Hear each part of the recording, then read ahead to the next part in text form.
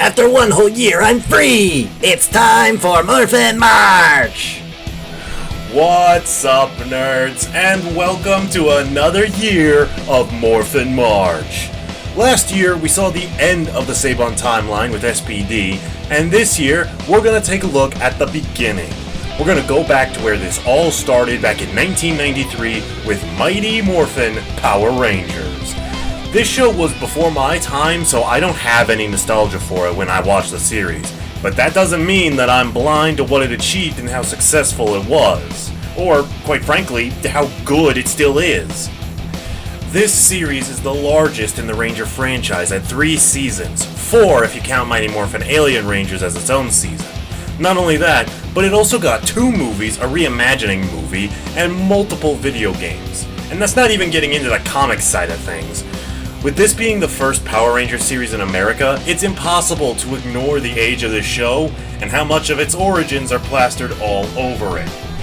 If you're unaware, Power Rangers is not unlike anime, in that it is a localized rendition of pre-existing Japanese media. In this instance, it's from Super Sentai, with this series being based off of the Zyuranger series. I'm not going to harp too heavily on the Super Sentai parts, but in this series specifically, it's going to be hard to talk about Power Rangers without talking about Super Sentai to some capacity. Because this franchise is based on the Super Sentai franchise, it means that most of the footage you see of the Rangers in their suits and Megazords is taken directly from Super Sentai. This will persist throughout all of Power Rangers except for Cosmic Fury, as it was the only American exclusive series as of this year, as well as both of the movies, which are films specifically for the Power Rangers and not for Super Sentai. For Mighty Morphin specifically, however, this is especially egregious when it comes to the Megazord fighting Goldar. The footage you're seeing now is looped every time the two fight. Saying that it gets redundant would be repetitive. Or something like that. Thankfully, the series is good about not over-replaying footage aside from that. Actually, since I brought up Cosmic Fury being an American original series, let's talk about another American original, Lord Zed. Honestly, this makes him being the big bad of Cosmic Fury even better. Fun fact about Zed, he didn't always look like this. Once upon a time, he set out to claim the Zeo crystal for himself. Unfortunately for him, he didn't know about the barrier that repelled evil. When he tried to steal the crystal, most of his flesh was destroyed and he was reduced to the state we know him in today. Now then, the show is about 5, later 6, teenagers with attitudes, suiting up in color-coordinated power suits and fighting against the forces of evil while posing in front of explosions. Unfortunately, I wish I could tell you that the only evil in Saban's production studio was on the set, but that is not the case. You might think I'm exaggerating, and man, I wish I was. You see, in the show business, there is something called the Screen Actors Guild, an organization that, among other responsibilities, ensures fair wages upon any actor who is part of them. If a studio were to source their actors and actresses outside of the guild, then that studio would have the ability to choose that actor's pay. Regrettably, Saban scouted the acting cast for Mighty Morphin themselves, meaning he got to decide their pay. SAG was not happy about this, and did indeed make accusations against Saban at least once, but the fact that they could get away with underpaying their actors at all is terrible. For context, the cast of Power Rangers was only getting paid $600 a week, with 15-hour workdays and occasionally working 6 days a week. And that was only the cast. The rest of the crew did not get paid as well. Even in 90s money, a measly $600 is robbery for such a work pace. To make it even worse, there was one occasion where a major earthquake hit the city, and the cast was still expected to come into work the very next day. Sadly, I'm not done with the bad news, but this does have some good mixed in with it, so that's nice at least. David Yost, actor of Billy Cranston, was the victim of harsh homophobic bullying by the production team and directors. This would not relent until Zeo, when he decides to just walk away entirely from the brand. David Yost would not return to the Power Rangers spotlight until Once and Always. It's cruel, but the 90s was simply a different world than the one we live in now. Fortunately, David wasn't alone. The rest of the cast never bullied him, and even attended different events in support of the homosexual community. And since I was able to brighten things up just a moment ago, let's go ahead and darken them again. Remember when I said that Saban was underpaying the cast? Well, before the show aired, there was an unreleased pilot episode where the role of Trini Kwan was played by a woman named Audrey Dubois. But when she insisted on being paid better, they fired her and replaced her with Thuy Trang. Thuy Trang, as I'm sure most of you are aware of by now, is no longer with us. In 2001, she was involved in a terrible car crash that ended her life. It was a terrible moment and marks her as the first actor of a Power Ranger to pass away. Sadly, she wouldn't be the last for nearly as long as anyone would hope. In November of 2022, Jason David Frank ended his own life as a result of depression. I don't know the specifics, but this was gut-wrenching news, as his character, Tommy Oliver, was the greatest and easily most popular Power Ranger to ever live, and to have his end be something like this, it's something that he absolutely did not deserve. Rest in peace, Honorable Rangers. May the power be with you forever.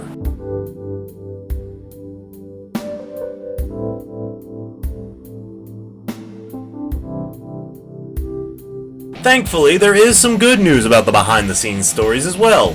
For as long as I can remember, the original Power Rangers show has always been accused of racist practices. Why? Well, because the Black Ranger, you see, he was cast as a but this actually isn't what it seems. Walter Jones, the actor of Zack, originally auditioned for the role of the Blue Ranger, and he even got it. However, during rehearsals and training, he went to the director and stated that he felt he'd identify better as the Black Ranger and asked to swap roles. So, yes, a black man is playing the Black Ranger, but it was his decision rather than something the production team forced him to play. And not only that, but it's a casting choice that Walter still defends to this day. Speaking of interesting casting choices, Jason Narvi, the actor of Skull, initially tried out for the role of the Blue Ranger. He got pretty close, but was ultimately rejected in place of David Yost. But I can't help imagining the alternate reality where Narvi got the part. While we're talking about Power Ranger role swapping, David Yost had initially been cast as the Red Ranger. However, he didn't believe he'd be able to handle the role of the leader and wound up trading positions with Austin St. John, the actor who would be cast as Jason.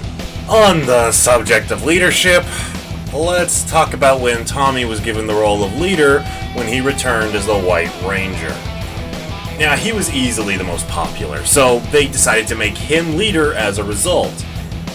But, in universe, this just feels like a nut punch to the Jason character.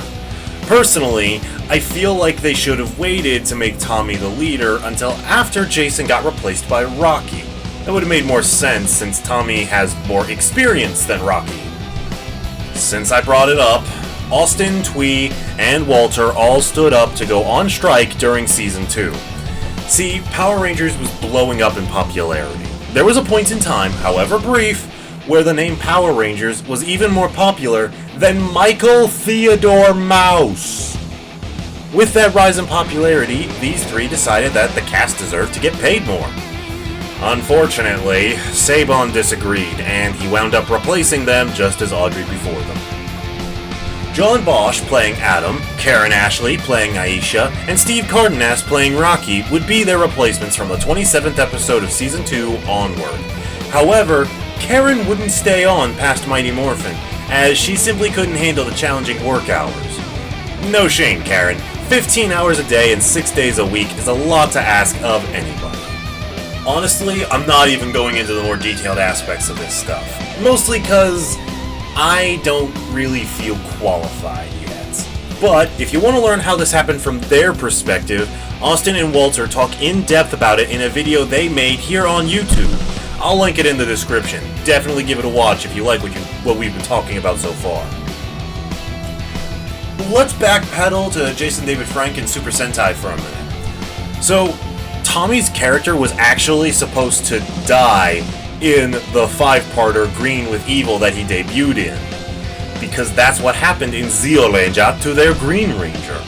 However, the insane popularity of Tommy Oliver forced the team to change their plans and keep Tommy and the Green Ranger. This is why Green Ranger was used so minimally after he joined the Rangers, because there simply wasn't footage of the Green Zeolandia to work with. And given what the White Ranger is from an entirely different Sentai team, the finagling Saban had to do was crazy. I'm gonna be real with y'all. The process of researching for this month has been an eye-opening experience for me. I have seen the dark side of the Morphin grid, and its name is Haim Saban. And this is still just dipping your toe in on everything I've discovered about this series. If you want to learn more of my thoughts on the show, stay tuned for future videos. Thank you guys so very much for watching. Be sure to like, comment, and subscribe. Don't forget to ring the bell so you never miss an upload. Check out my buddy Tyler Crux. He does a lot of fun stuff on his channel, like his Road to Completion videos. Definitely give those a look if you haven't already. We collab all the time, and he's always a major help getting these months done. Catch you later, nerds, and may the power protect you.